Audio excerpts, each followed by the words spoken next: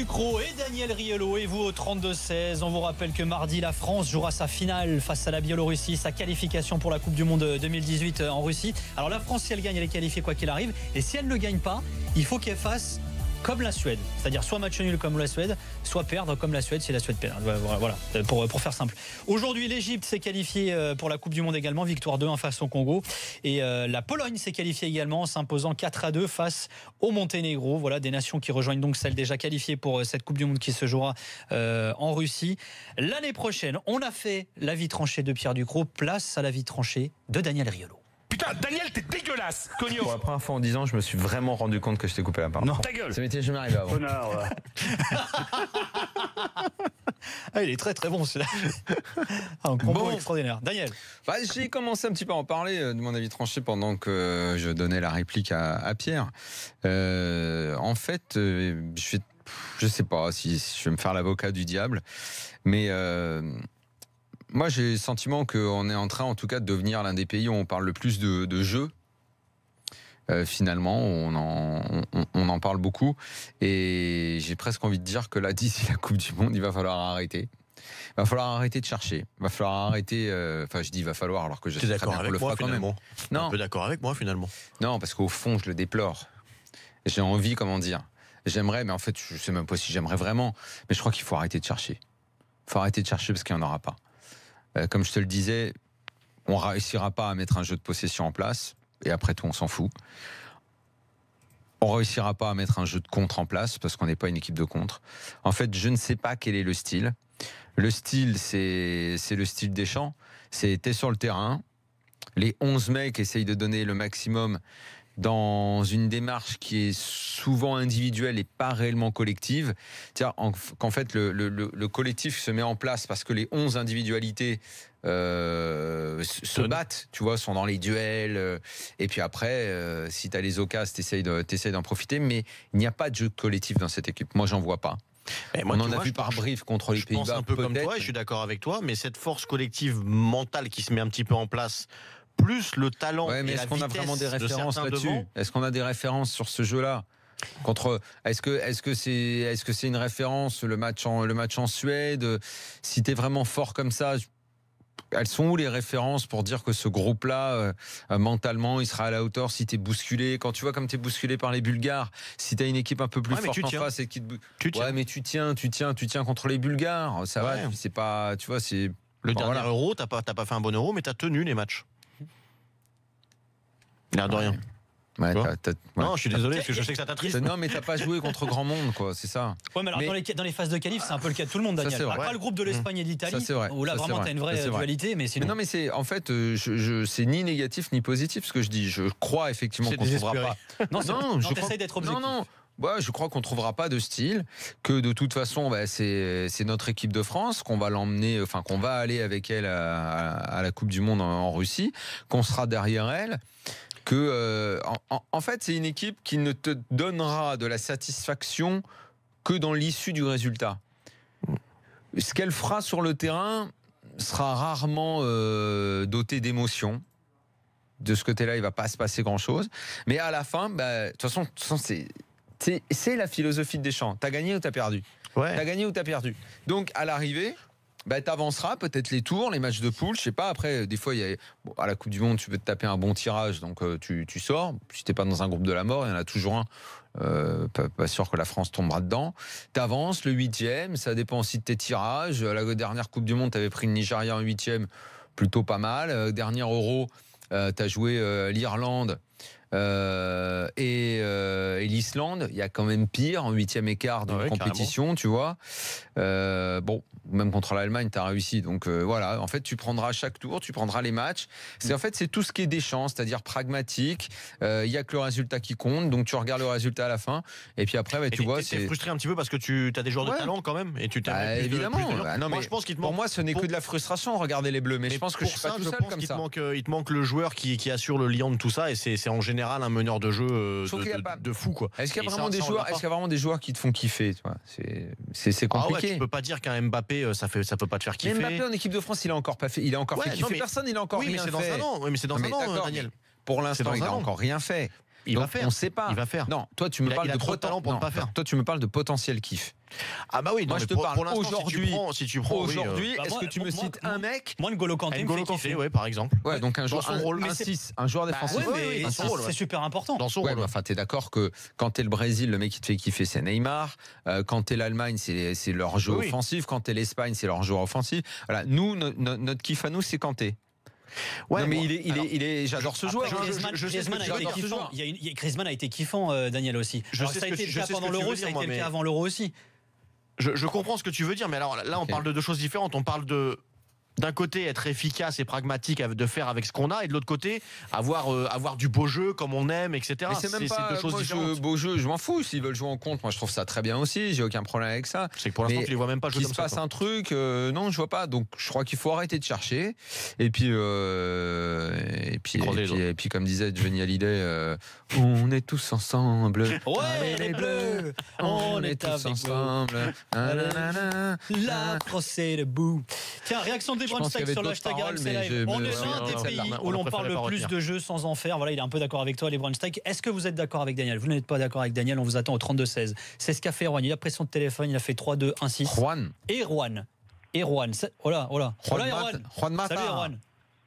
Salut Nico, salut Daniel, salut Pierre. Salut le Breton, d'où appelles-tu? De Rennes, de Quimper, de Concarneau, de Saint-Brieuc, de Brest? De Saint-Denis. La Seine-Saint-Denis. C'est pareil, c'est pas loin de la Bretagne. La Bretagne, c'était plutôt Terros-Direct.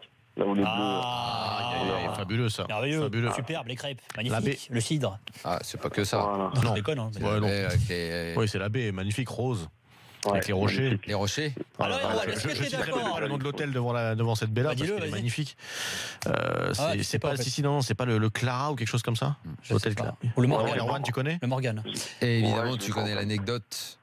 Bakary Sagna devant ce spectacle, un jour de sortie avec l'équipe de France, où il avait demandé au guide qui les baladait si l'hiver il est rentré à les rochers. Non, c'est pas vrai. Bah si, c'est vrai. On déconne. Il croyait que c'était un décor. Bah oui, c'est un peu comme Disneyland. J'espère qu'il pensait que c'était un décor. S'il savait en plus que c'était les vrais rochers, alors là c'est encore plus grave. Bref, retournons à nos moutons. C'est un peu faux la couleur. Ouais, mais quand même, non. À nos bleus. Erwan, d'accord ou pas d'accord avec Daniel lorsqu'il dit bon bah finalement ça sert à rien de chercher le fond de jeu de l'équipe de France, il n'y en aura pas. Tu demanderas à Gilbert. Il raconte cette anecdote mieux que personne. D'accord avec Daniel, même si des fois on a eu. Je voulais lui donner aussi un deuxième match. Je trouve que le France-Bulgarie du Stade de France était bien aussi. Pour chercher un autre match après France-Pays-Bas, il y en a quand même quelques-uns de temps en temps. Ah merci Erwan, tu m'aides un peu là. Ouais, il y en a quand même quelques-uns qui étaient quand même pas si mal que ça. Après, je suis d'accord sur le fond parce que c'est vrai que on s'enflamme tous après France-Pays-Bas.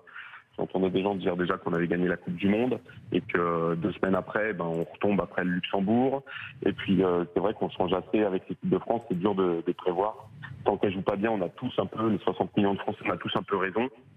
On a tous en tête l'équipe qui, soi-disant, marcherait. Le problème, c'est que cette équipe-là, pour moi, elle n'a pas d'automatisme. On n'a pas, pour moi, une colonne vertébrale avec des gens qui jouent ensemble dans le club, comme ça peut être le cas en Allemagne, en Espagne, en Italie, avec les ossatures de la Juve, du Barça, du Real ou du Bayern. Nous, on a des joueurs à réintégrer comme Pogba, on a des joueurs peut-être comme Lemar qui vont percer suivant le schéma tactique qu'on fera, on a des joueurs comme Mendy qui vont peut-être revenir, on a des joueurs comme Mbappé et N'Golo Kanté. Mendy, c'est chaud pour la Coupe du Monde. C'est pas impossible. Ouais, quand même compliqué de se remettre en jambes et tout. Après, les mecs reviennent tellement vite maintenant, c'est souvent le cas. Mais on lui souhaite en tout cas. On lui souhaite et on nous le souhaite. Ça, c'est un autre truc de notre football. Combien de fois il a joué en équipe de France, Benjamin Mendy? Je sais pas. Pas beaucoup. 2 fois, 3 fois. Je sais pas exactement, mais pas beaucoup. Même pas la poignée? Non. Voilà. Et on en parle comme d'un mec qui manque et qui est très intéressant, utile, qu'il faut absolument qu'il revienne. C'est vrai. On va vite. Ça, c'est. Il a 4 sélections, Benjamin Mendy. Donc, je disais qu'on arrive à peine à la poignée. C'est le double de ce que tu disais. C'est le double de ce qu'on pensait quand même. On est là à attendre un mec qui est absolument essentiel. Donc, ça veut dire déjà qu'on n'a pas d'autre arrière-gauche. Le mec a même pas 5 sélections. Aujourd'hui, le joueur au poste le plus capé, c'est Lucas Digne. Ouais, bien sûr. Sur toutes les dernières options qu'il y a eu, que ce soit Kurzawa, etc. Nous n'avons plus de latéraux.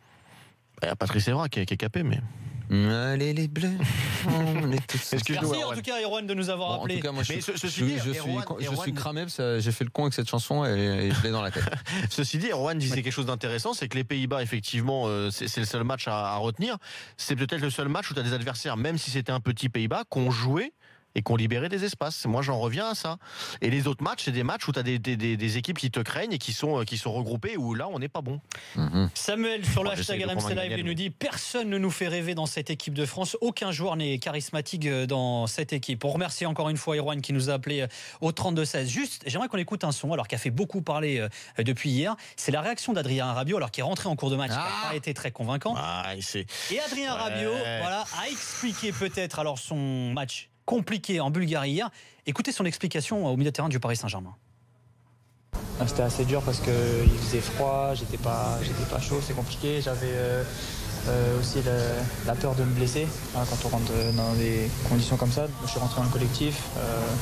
Voilà, c'était un match où il fallait répondre physiquement, surtout avec des qualités physiques plus que dans le jeu. Donc non, il y aura d'autres matchs. Voilà, l'explication donc d'Adrien Rabiot. Alors, il y a eu pas mal de polémiques. Moi, je trouve pas ça si Mais non, grave après, que ça. Mais Daniel, je te voyais vais laisser Daniel en premier, et puis moi, je vais essayer de défendre Adrien Rabiot derrière, parce que je suis sûr que Daniel a des choses à dire. Mais... Daniel. Moi, je sais plus quoi dire sur ce garçon. À ce point-là. Bon, ne dis rien, je commence, Daniel. Il y a une semaine, il nous a fait une sortie sur le prochain Classico, 2 semaines avant. Et déjà, genre de phrase, t'as envie de lui dire, mais tu veux pas juste te taire, quoi. Il a sorti genre, oui, les Marseillais, ils pensent qu'à une chose, c'est à pas en prendre une belle ou à pas prendre une belle. Mais tais-toi, un peu d'humilité, là, mais tais-toi avant un match comme ça, va pas parler comme ça, manque de respect et tout. T'as une équipe qui est sur le papier 10 fois plus fort, soit un peu simple, quoi. Là, le mec qui joue équipe de France, il rentre 6, là, en plus, que Deschamps a pris un coup de fil de la maman, là, parce qu'il peut pas jouer 6. Et le gars, il faisait froid. T'as dit de Candela, j'ai interdit de Clairefontaine. Il faisait froid. Non, il faisait froid, je voulais pas me blesser. Non, il a eu peur. Oui. C'est pas comme ça qu'il le dit. Je sais qu'il faut lui trouver toutes les excuses du monde. Non, de toute façon, il ne faut que trouver des excuses aux footeux quand il parle. Moi, je ne lui trouve pas d'excuses. Il y a des footeux qui disent n'importe quoi et on le sait, on le dit quand il faut le dire. Mais là, en fait, quand on lui demande pourquoi il a fait un mauvais match, pourquoi on a eu l'impression qu'il n'est jamais rentré dans ce match, il explique qu'effectivement, il est rentré comme ça, sans échauffement. Son tort, c'est peut-être de dire la vérité qu'il est rentré, il était froid et qu'il avait peur donc de se blesser et que donc il a voulu prendre du temps pour chauffer. Moi, je vois pas où est la polémique, franchement, Daniel. Il le aurait mec qui rentre en cours de match, il aurait pas dû le dire. Il est pas 100% physiquement. Mais... Il dit, il fait froid, je me suis mal échauffé. Alors peut-être qu'il l'explique. Mais pour moi, il pas comme ça. Mais pour moi, il n'y a pas de polémique. Hein. Et c'est tout. Il a pas de polémique. Mais moi, ce qu'il dit, ça se traduit simplement ce qu'il y a dans sa tête et de ça depuis toujours. Non, à chaque fois qu'il parle, il dit une connerie. À chaque fois qu'il parle, il dit une connerie. Le mec, il parle du PSG. Au PSG, ils lui ont fait de la place pour qu'il soit titulaire et tout. On transfère Matuidi, tu vois. Et les premières interviews qu'il donne, je sais pas pour la prolongation parce que j'ai vraiment envie d'aller jouer en Angleterre. Je kifferais vraiment d'aller en Angleterre. Mais casse-toi. Bon bah ça c'est très maladroit. Il y a le Classico dans 2 semaines. Ouais, les Marseillais, Daniel. Il faut qu'ils fassent attention parce qu'ils vont en prendre une belle et tout. On te dit pas, Daniel, qu'Adrien Rabiot n'a jamais rien dit. Le mec qui rentre et tout. Le gars, il a même pas la moitié de sa place en bleu. Ouais, il faisait froid. Oh là là. Arrête, c'est bon. Ce qu'il aurait dû dire à ce moment-là, c'est dire j'ai eu du mal à rentrer dans le match parce que j'étais froid. Et que j'ai eu peur de me claquer ou je ne voulais pas me claquer, donc je voulais prendre 10 minutes, un quart d'heure pour continuer à me chauffer dans le match. Tu sais qu'il a joué plus de 10 minutes, un quart d'heure, il n'a pas été meilleur, il n'a pas été meilleur à la fin. Après, mais là c'est ce qu'il veut dire, c'est que quand il est rentré, il a pris un du temps pour se chauffer. Mais c'est ce qu'il a dit. Après il le dit, il y aura d'autres matchs parce que là effectivement ça s'est mal passé. J'avais peur de me blesser, ça veut dire quoi? J'avais peur de me blesser. Ça veut dire qu'il n'est pas échauffé, il est pas à 100% physiquement, il a peur de se péter, c'est pas incompréhensible. Un mec qui s'échauffe pas, il rentre. Je reconnais qu'il est maladroit quand il le dit. On a trouvé ça bête ou pas? Non, moi je trouve ça bête de faire une polémique de ça. Enfin bref. Je fais pas de polémique. Est-ce que vous m'autorisez à trouver ça débile? C'est une explication rationnelle, non? Moi je pense que tu peux trouver ça pas intelligent. Non, ou il s'est mal exprimé. Voilà, tu peux dire il s'est mal exprimé et c'est maladroit. On peut pas dire que c'est pas intelligent. Que toutes ces sorties sont toujours. C'est plus maladroit. Mais on parle de celle-là, Daniel. Du saut de l'imbécile. Non, mais en règle générale, vous trouvez pas que ces mots sont si, mais frappés c'est un autre débat. Celle-là, moi je pense que c'est vraiment de la maladresse. Voilà. Il s'est mal exprimé, je pense, honnêtement. Et il en pense quoi, Erol, supporter des Bleus, qui nous a appelé au 32-16? Il y a longtemps qu'il n'avait pas appelé notre ami Erol Goulon. Erol Goulon. Alors, Alors, Erol, T'en penses quoi, toi, de cette alors polémique ou pas polémique d'ailleurs autour de l'explication d'Adrien Rabiot après ce match hier face à la Bulgarie? Non, mais Adrien Rabiot, bon, il est un peu, c'est un jeune, hein, il a l'image de beaucoup de jeunes. Moi, j'ai pas envie de trop m'attarder sur ce qu'il a dit. Je pense qu'il a été maladroit. Il est un peu bête. Il est un peu dans une phase où il est titulaire indiscutable dans un des plus grands clubs du monde. Ils sont poussés des ailes, ils sont en position de force. Je sais qu'il y a des négociations par rapport à son renouvellement de contrat, qui joue un peu la montre et tout. Ils sont en position de force, donc il a été maladroit. Mais après, moi, je voulais revenir surtout sur l'équipe de France, sur Monsieur Didier Deschamps. Par contre, je trouve que Nicolas Villas, tu me fais plaisir, hein, parce que tu prends de la distance par rapport au foot. Daniel, des fois, tes propos, ils sont déplacés. Hein. C'est un peu vulgaire, excuse-moi, mais quand tu dis casse-toi à l'antenne, pour Adrien Rabiot, c'est un môme, quoi. Il faut relativiser tes propos. C'est pas bien grave. Ici, il est maladroit, mais en même temps, il est encadré, il est dans un club prestigieux. Si personne ne le remet à sa place dans son club et en équipe de France, faut pas s'étonner qu'il a dit déjà. Il a eu une phrase maladroite à l'endroit de l'Olympique de Marseille. Là, il a une phrase maladroite dans l'équipe de France. Si il faut rien dire, jamais, tu penses. Il faut laisser parler. Sous prétexte que t'es jeune, t'as le droit de dire toute la merde que tu veux. Mais j'ai pas du tout dit ça. Le problème, c'est que t'écoutes pas les gens, mon ami. Bah, je t'ai écouté, Harold. Je fais que ça, t'écouter. Mais non, tu veux qu'on soit tous d'accord avec toi. Tu dis tout et son contraire. C'est quoi tout et son contraire? Alors, vas-y, dis-moi le tout et son contraire. La semaine dernière, je t'ai entendu critiquer Jean-Michel Aulas et tu avais totalement raison à dire que lui, il a été le meilleur il y a un temps. Maintenant, il a l'air dépassé. Mais alors, ok, ça là-dessus, on était bien. Alors après, mais quand on te dit la même chose sur Bielsa, t'es pas d'accord? Bielsa, il a été bon à un moment. Bielsa, il est à la rue, là. Et c'est tout. Et ça, tu veux pas l'admettre. Mais quel rapport? Quel rapport avec la choucroute? Mais comment ça, quel rapport? Pourquoi tu me parles de ça là maintenant? Et pourquoi pas? Parce que ça t'arrange pas que je parle de ça maintenant?